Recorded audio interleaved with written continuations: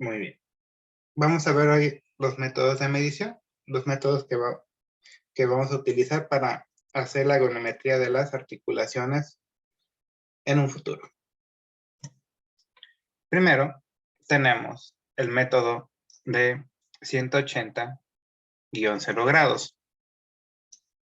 que fue el primer método de medición que se empezó a utilizar en la goniometría. En él se establecía que la posición de inicio era la posición en 180 grados, ¿sí? Y resultaba ser una medición, o nos daba mediciones un tanto cuanto confusas. ¿Por qué? Porque si basamos el movimiento de una articulación a lo largo de una circunferencia, los que promovían este método decían, ok, si esta es una circunferencia, ¿sí? Aquí son 0 grados y a la vez son 360.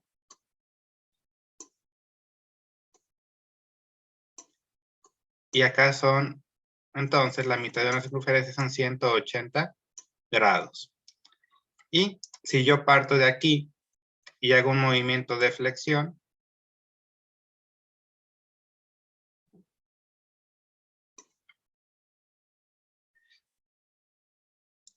voy a ver que en total el hombro se mueve hasta 150 grados.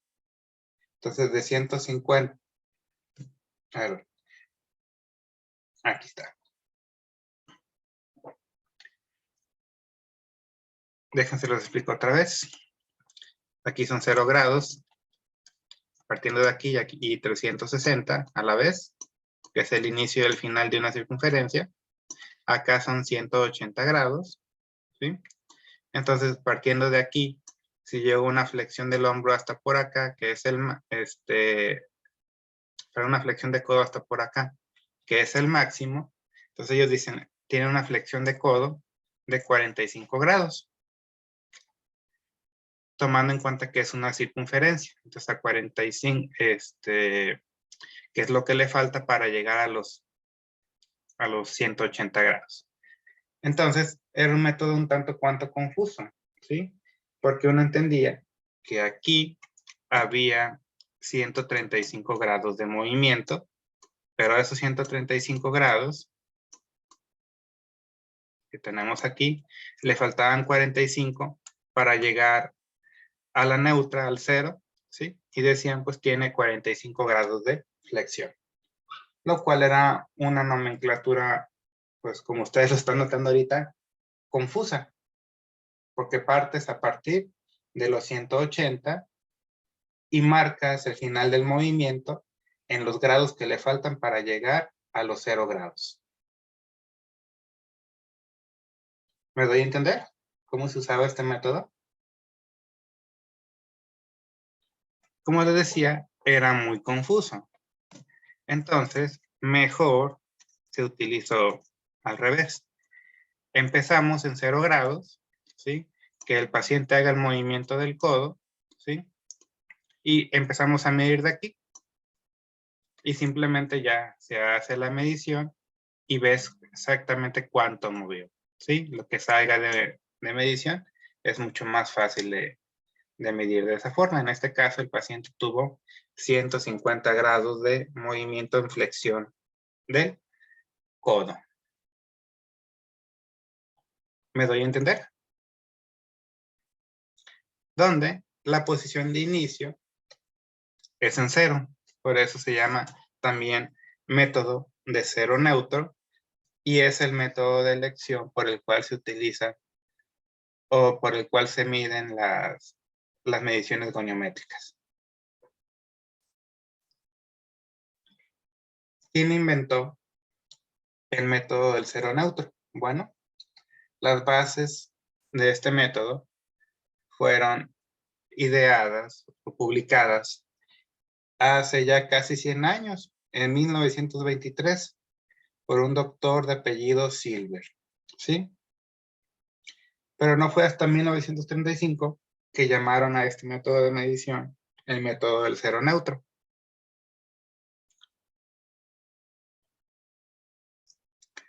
Unos años después, en el año de 1965, la AOS,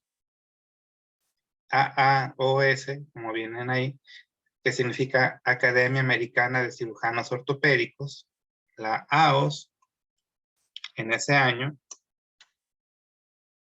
publicó un libro donde te dice cómo medir y registrar el movimiento articular. E inclusive establecía técnicas de medición de estas articulaciones basados en los métodos de medición de los doctores Cave y de Roberts. ¿Por qué? Pues que por ese entonces pues no estaba nada descrito, nada estandarizado, por así decirlo, y cada quien medía cómo les daba su regalada gana, ¿sí? Y pues nunca se ponían de acuerdo entre ellos. Entonces hubo necesidad de que esta asociación de médicos cirujanos ortopédicos dijera, ok, a partir de hoy vamos a basarnos en este método de medición. Si ustedes tienen otros métodos, me vale madre, ustedes van a tener que utilizar este para poder todos actuar y trabajar en sintonía. Porque ya empezaba a haber demandas, porque ya empezaban a desarrollar cierto tipo de materiales ortopédicos que se pudieron utilizar en ciertas situaciones sí, en ciertas situaciones no. Y entonces, por todo ese tipo de cuestiones, donde la goniometría es bien importante para saber qué tipo de implante va a utilizar el paciente, pues tuvieron que adecuarlo, ¿sí? Hace no tanto tiempo, en el año de 1994, esta misma asociación de la AOS publicó un nuevo libro por los autores de Green y de Heckman, ¿sí? Que se llama Evaluación Clínica del Movimiento Articular, perdón, ¿sí? Que es una actualización de lo que publicaron Cave y Roberts casi 30 años antes. Y en la actualidad, les dice ahí, este método también ha sido adoptado por la AMA, que es la Asociación Médica Americana, ¿sí? Ustedes saben, en los médicos, primero están las asociaciones de los médicos generales, ¿sí? Y de los médicos también, de todos los médicos en general, ¿sí? Y esta es la Asociación Médica Americana, que engloba una asociación que engloba todas las especialidades, incluyendo los médicos generales, y ya luego cada especialidad tiene su propia asociación, pero digamos que la que manda a nivel nacional en Estados Unidos es la AMA. Y esta asociación aceptó a este libro como las guías para la evaluación de la incapacidad que se utiliza en todas las especialidades en Estados Unidos. Si el traumatólogo, el neurocirujano, el rehabilitador, el médico del trabajo, necesitan realizar mediciones para ver si un paciente quedó con alguna secuela tras algún accidente, va a poder o no trabajar, tiene que utilizar este método de medición en sus trabajos, en sus notas, en sus dictámenes médicos, por así decirlo, ¿sí? Ahora, del otro lado del charco, en las Europas, este método del cero neutro, su uso fue estandarizado por la Asociación de Ortopedistas de allá, que allá se llama Asociación para el Estudio de la Osteosíntesis, la AO, en la ciudad de Suiza, ¿sí? Allá lo publicó el doctor de Brunner en el año de 1966, ¿sí? Y luego otro doctor Müller también lo publicó en el año de 1970, ¿sí? Para el año de 1971, la asociación que rige todos los países de la Unión Europea, ¿sí? Publicó los trabajos de Brunner, ¿sí? Y allá dijeron, vamos a utilizar el método de Brunner en todos los países de la Unión Europea, ¿sí? Todos estos libros que les comento han sido basados en el método del cero neutro, ¿sí? Ahora, este método del cero neutro se basa en la medición de los movimientos que ocurren en cada uno de los tres ejes que cortan perpendicularmente a los tres planos del espacio. Como ustedes ya conocen eso. Pero siempre a partir de la posición neutra o de la posición cero. ¿Qué significa esto? Es la posición en la cual todas las articulaciones se van a encontrar en extensión, salvo el tobillo, donde la posición cero tiene que estar el tobillo a 90 grados para poder estar de pie. No sé si recuerden que vimos en los dibujitos la posición anatómica, la posición neutra, ¿sí? Y la posición de reposo, ¿sí? Todas esas mediciones, el cero neutro, se basa a partir de la posición neutra, ¿sí?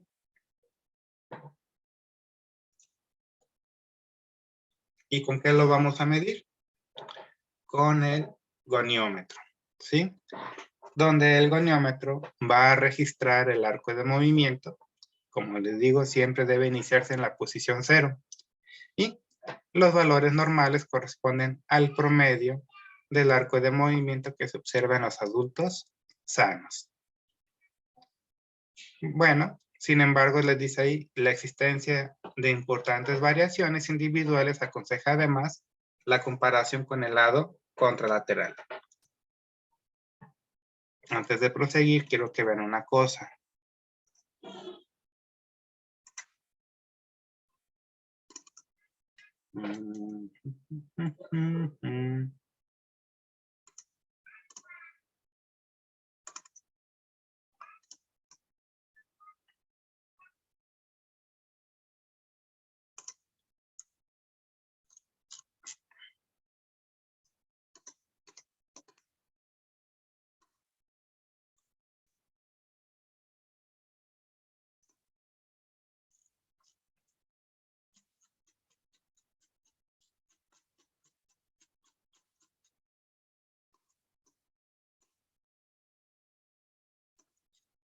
Miren, por ejemplo,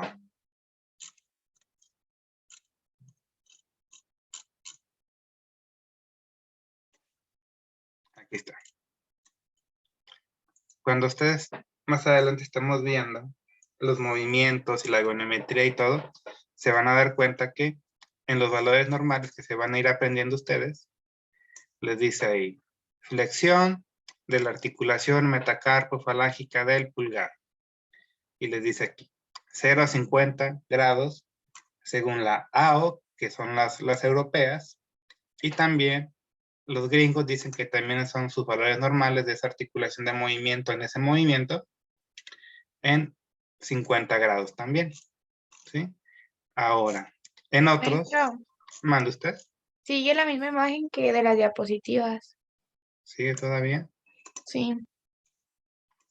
A ver. ¿Ya? Sí, ya. Ok. Miren, por ejemplo aquí, les dice, valores normales, extensión de la interfalángica del pulgar de 0 a 20 grados según la AO, los europeos, y también de 0 a 20 grados según la AOS, los gringos. ¿Sí? Así, este manualito les dice lo que comentan en cada uno de las asociaciones, cuánto es lo normal en cada una de las asociaciones. ¿Sale, vale? Bien. Por ejemplo, aquí le dicen flexión del cuello de 35 a 45 grados según la AO, y la AO dice que de 0 a 45 grados es lo normal, ¿sí? Para que ya sepan distinguir lo que dice una o lo que dice otra. Igual, chavos, estos son valores promedio, ¿sí? Que utilizan esas asociaciones, que ellos hicieron sus estudios, y sacaban esos valores promedio para decir lo que está normal o lo que está anormal.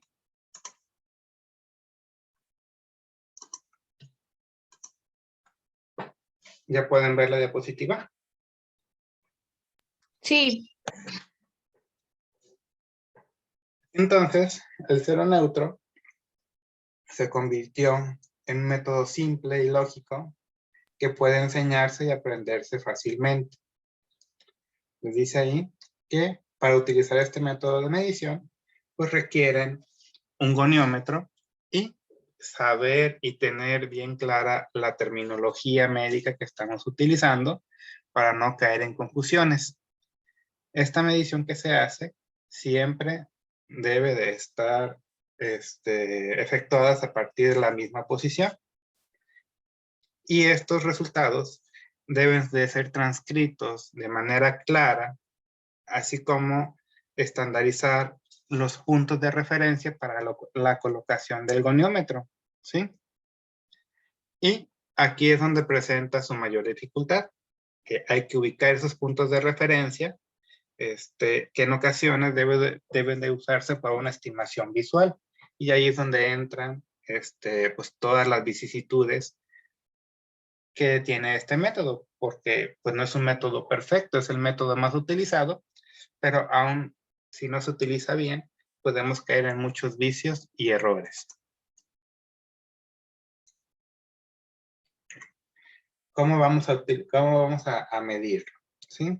La técnica del examen goniométrico es sumamente sencilla.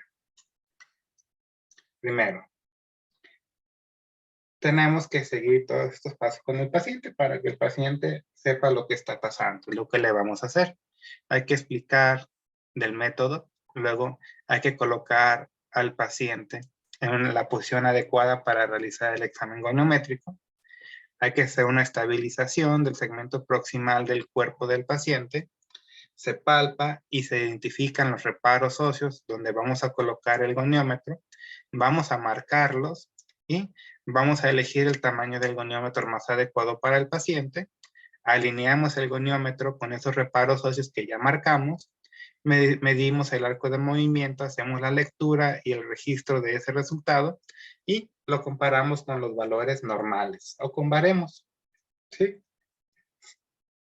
¿Cómo vamos a explicarle el método? Bueno, antes de iniciar la medición, se recomienda al examinador mostrarle el goniómetro al paciente, ¿sí? Hay que explicarle que es nada más una reglita que funciona como un transportador para medir cuántos grados de movimiento tiene su articulación, con el objetivo de conocer a lo mejor cuál es su objetivo de tratamiento, cuál es la meta del tratamiento, lo que quieren llegar de movimiento, sobre todo de ganar de movimiento, ¿sí? Hay que explicarle el rol que llevan ustedes, que lo tienen que guiar para que les permita hacer una buena medición. Hay que confirmar que el paciente entendió lo que se va a hacer y que está de acuerdo en que se le mida su arco de movimiento. Como cualquier procedimiento que le tienen que hacer al paciente, tienen que explicarle, aunque sea la primera vez, por lo menos.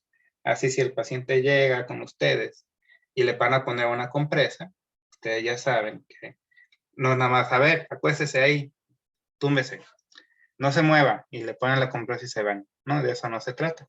Ustedes tienen que llegar con el paciente, le dice, mire, se va a recostar, vamos a ponerle una compresa caliente, va a estar envuelta en unas toallas, ese calor nos va a hacer que sus tejidos, su colágeno se relaje, los músculos se relajen, y eso nos va a ayudar a quitarle un poco de dolor y que nos pueda mover más fácil sin tanta molestia para hacer sus movilizaciones y sus ejercicios, ¿sí?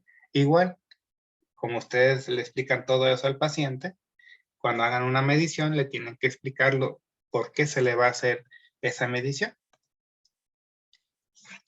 Para eso hay que colocar al paciente en la posición adecuada para ser evaluado, ¿sí?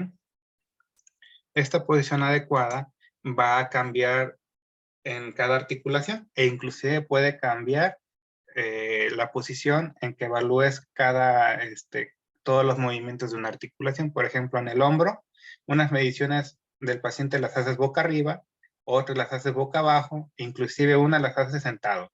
Entonces estás con el paciente, a ver, póngase boca arriba, póngase boca abajo, ahora se va a sentar, ¿sí? Pero es para colocar al paciente en la mejor posición para que tomes la medición más exacta posible, ¿sí? Para esto, el paciente debe de tener el área que se le va a medir descubierta, ¿sí? Porque si la tiene cubierta y lleva un pants o algo, no vas a poder palpar de manera adecuada ni marcar los puntos de referencia, ¿sí? Es muy importante, les decía ahí, estandarizar la posición de la colocación de las articulaciones para poder comparar resultados. De lo contrario, posiciones distintas te van a alterar ese resultado. ¿Por qué? Dependiendo de la posición del paciente, puedes poner tú a un paciente a una posición donde esté incómodo y no te permita realizar un movimiento completo, y al contrario, vas a tener un movimiento disminuido por una mala posición, no lo que en realidad puede hacer el paciente.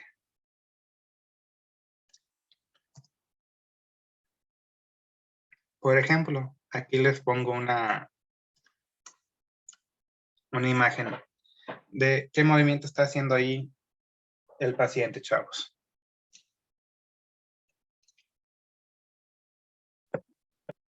¿Cuál imagen, profe?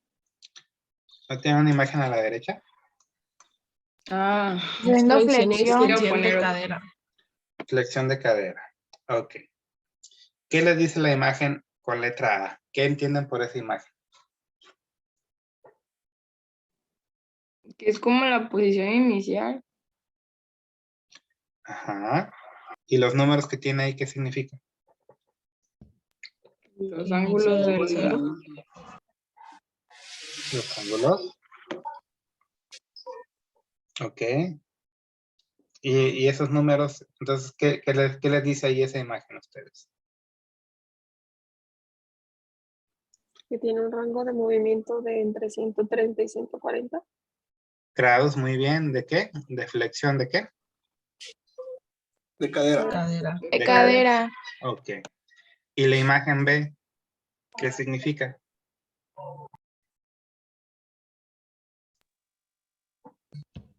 Que la extensión es de 90 grados. ¿La extensión o la flexión? La extensión. ¿Extensión? ¿Seguros? Flexión. La flexión, ¿no? La flexión. Flexión. Porque es hacia arriba de 90.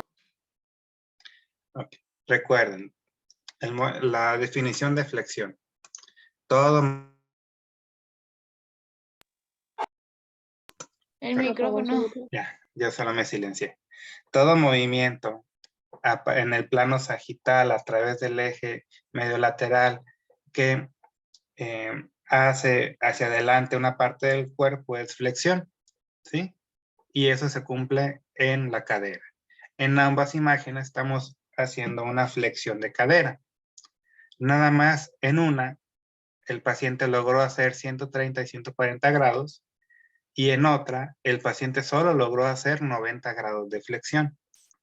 ¿Por qué? En una, sí, 130 y en otra solamente 90.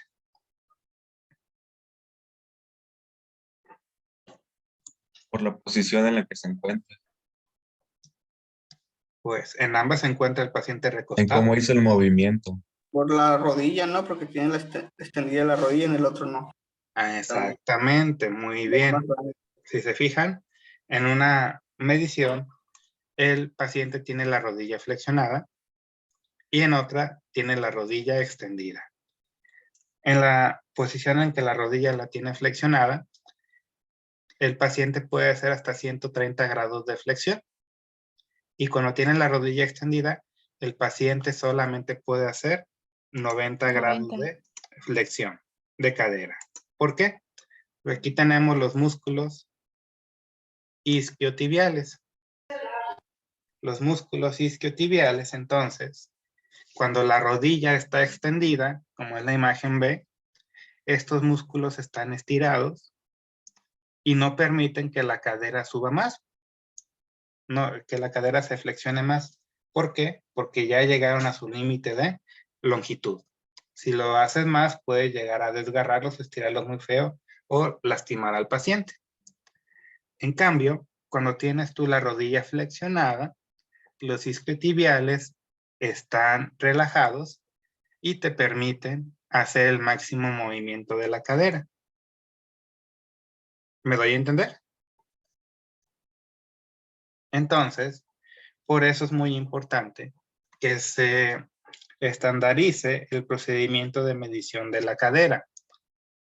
Por eso, cuando vean cadera, van a ver que tienen que dice ahí, colocación del paciente, de cúbito supino, brazos pegados a la mesa, y el paciente va a realizar el movimiento de flexión de la cadera con la rodilla flexionada, para que no haya errores en la interpretación. Porque así, si Uriel hace la medición con la rodilla flexionada y le dice al paciente, ok, señor Juanito, usted tiene una flexión de cadera de 110 grados, vamos a darle terapia. Y ya le dan sus 5 terapias, pero a la sexta le toca a Keila darle la terapia al paciente, y como no lo conoce, le quiere hacer un examen de goniometría. Y resulta que don Juanito, pues nomás tiene 70 grados de flexión. Y tú ves el comentario que hizo tu otro compañero, dice, bueno, pues él tenía, ¿cuánto le dije? 110, y ahora nomás tiene 70 grados, como que retrocedió con el tratamiento. Y lo que pasó fue que no estandarizaron o no utilizaron la misma técnica de medición. Y este errorcito pasaba con mucha frecuencia hasta antes de que la AO y que la AOS hicieran sus manuales para estandarizar todos estos procedimientos. ¿Me doy a entender? Entonces, en esta posición del examinado les dice ahí que para hacer la ergonometría tenemos que poner al paciente en la posición en la que se garantice el mayor arco de movimiento fisiológico, ¿sí? Y de acuerdo a la articulación y a los segmentos analizados, podemos poner al paciente a veces de pie, a veces sentado y a veces acostado boca arriba o boca abajo, ¿sí? Y en ocasiones, como les comentaba, vamos a tener que colocar al paciente en varias posiciones para medir una sola articulación. Por ejemplo, en la imagen A, ¿qué están midiendo?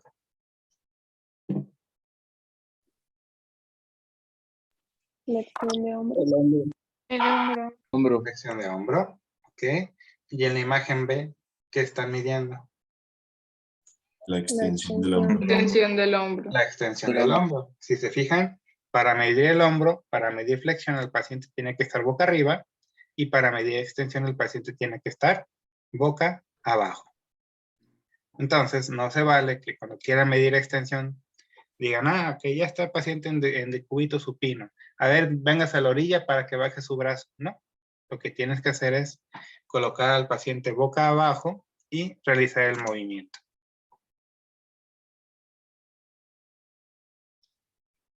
Luego, ¿qué le ven de diferencia en la imagen A y en la imagen B? Imagen La A. forma en la que está sujetando al paciente. En la que está sentado, ¿no? Ujú. Muy bien. Descríbame la imagen A, por favor. La postura en que se encuentra el paciente no es la correcta para la medición exacta. Muy bien, ¿por qué dices eso? ¿Está bien? No, no está sentada como debería de estar, está un poco ladeada.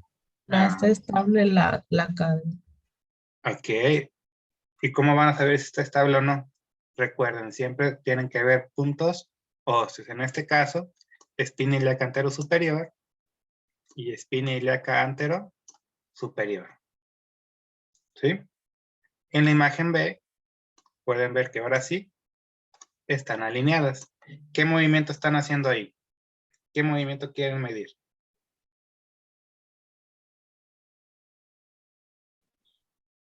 Aducción de cadera. La cadera. La cadera, ¿qué movimiento? Rotación. No, sí, Muy- es Rotación de es cadera, muy bien. rotación, sí, no hay ¿Qué rotación es, interna o externa? Ahí, ¿qué están haciendo? Externo. Externa. ¿Seguros? No, es Interna. interna. Ajá, Es rotación, externo. es rotación Interna. interna de cadera. ¿Sí? Muy bien. Entonces, a esto que está haciendo aquí el examinador, ¿cómo se le llama?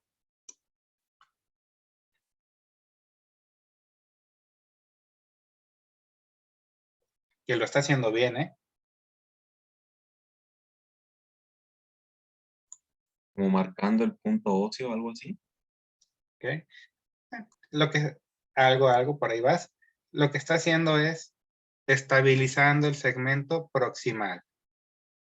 ¿Qué quiere decir? O sea, que tú en ocasiones vas a tener que estabilizar al paciente para que esté bien alineado y puedas tener una medición adecuada.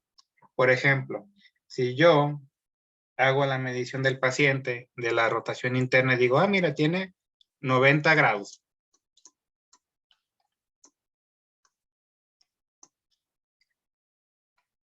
Y veo, ok, pues te sale 90 grados, pero no tienes al paciente bien estabilizado, entonces por lo tanto esa medición no es reproducible ni es la correcta. En cambio, si aquí te sale nada más 70 grados, dirás, pues es menos movimiento, ¿sí?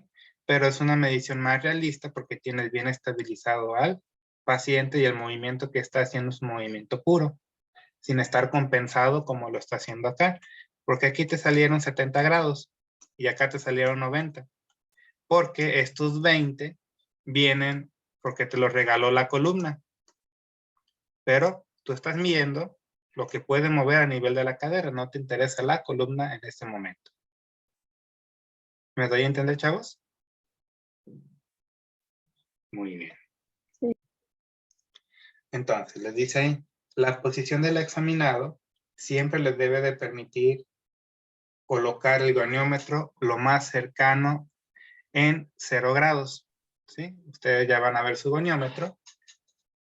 Y antes de realizar la medición, tienen que colocar su goniómetro lo más cercano a los 0 grados, alineándolo con el paciente. Para eso, ustedes tienen que colocar su paciente y los puntos óseos de referencia del paciente de manera que el goniómetro quede lo más cercano a 0 grados. Eso es lo más importante a la hora de medir, colocar bien el goniómetro y colocar bien al paciente. Si ustedes hacen eso, ya tienen el 90% del procedimiento bien hecho. Si no lo hacen bien, pues van a tener una medición errónea seguramente. ¿Me doy a entender, chavos? Y si por alguna causa, motivo, razón o circunstancia no pueden colocar su goniómetro en 0 grados, tienen ustedes que anotarlo en su nota de terapia física. Se realizó goniometría, pero no fue posible colocar el goniómetro en posición neutra y se colocó en una posición de menos 10 grados antes de llegar al 0. Para así, después del entrenamiento, de las terapias, de todo eso, vuelven a hacer una goniometría, pues comparen el resultado a como lo hicieron ustedes para que puedan comparar cuánto mejoró el paciente. ¿Sí? ¿Me doy a entender?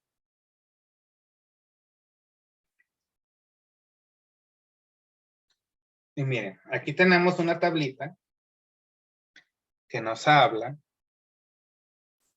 de cuál es la posición que deben de llevar cada una de las articulaciones. Por ejemplo, les dice, la articulación del hombro.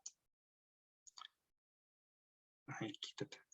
La articulación del hombro, aquí tenemos posición de cúbito prono, de cúbito supino, sentado y de pie.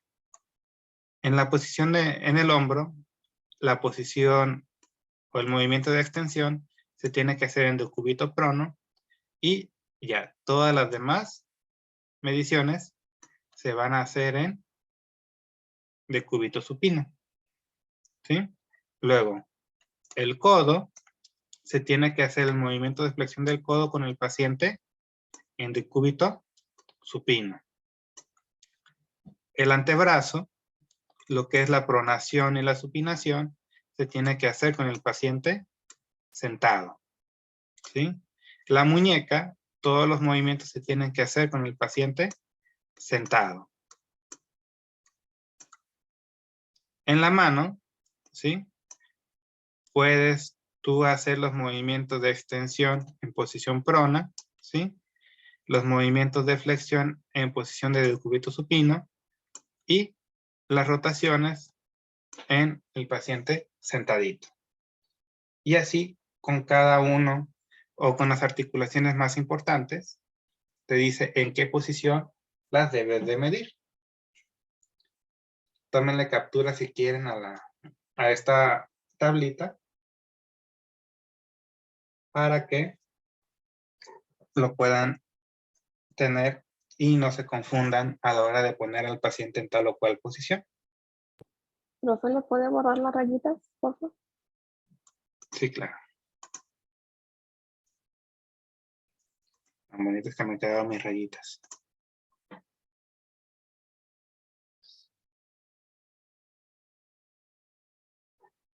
Gracias.